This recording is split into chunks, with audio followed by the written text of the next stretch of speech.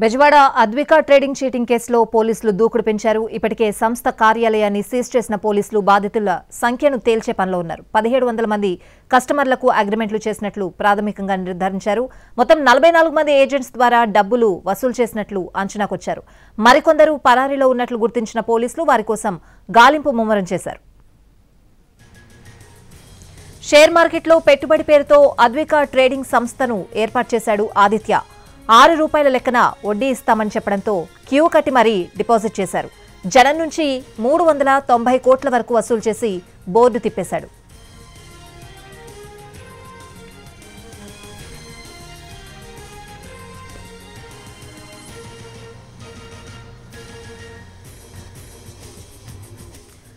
Bezawada Advika trading cheating కేసులో పోలీసులు దూకుడు పెంచారు. ఇప్పటికే సంస్థ కార్యాలయాన్ని సీజ్ చేసిన పోలీసులు బాధితుల సంఖ్యను తేల్చే పనిలో ఉన్నారు. పూర్తి అప్డేట్స్ అడిగి తెలుసుకుందాం. మా ప్రతినిధి శ్రీకాంత్ లైవ్ లో ఉన్నారు. శ్రీకాంత్,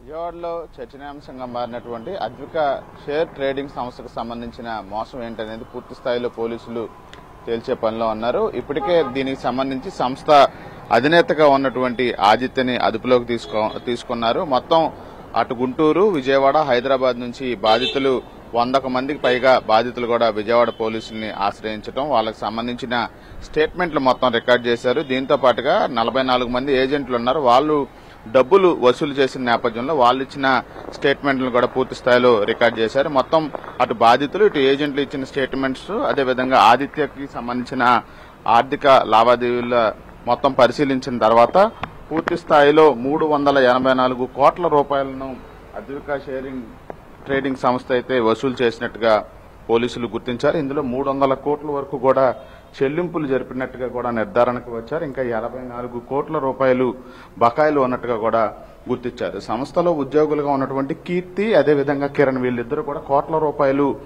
జీతాల పేరిట వసూలు చేసినట్టుగా కూడా గుర్తించారు. వాళ్ళ పాత్ర ఎంతవరకు దీంట్లో ఉందనే అంశం మీద కూడా పోలీసులు ప్రస్తుతం ఫోకస్ పెట్టారు. సంస్థ కార్యాలయాన్ని కూడా సీజ్ చేశారు. మొత్తం బాధితులందరినీ కూడా ఇదే కార్యాలయానికి తీసుకొచ్చి స్టేట్మెంట్లు కూడా రికార్డ్ చేసినటువంటి అధికారులు ప్రస్తుతం పూర్తి స్థాయిలో ఆదిత్యకు సంబంధించిన ఆస్తులు ఎక్కడున్నాయి, అదేవిధంగా ఎక్కడెక్కడ పెట్టుబడులు పెట్టాడనే అంశం మీద కూడా విచారణ అయితే చేపట్టడం జరిగింది.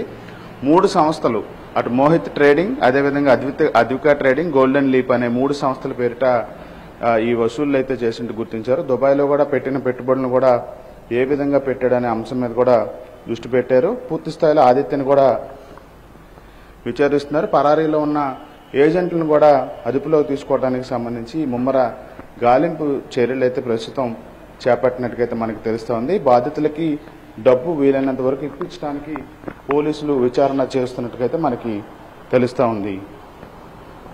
Right Srikanth, thanks for the updates.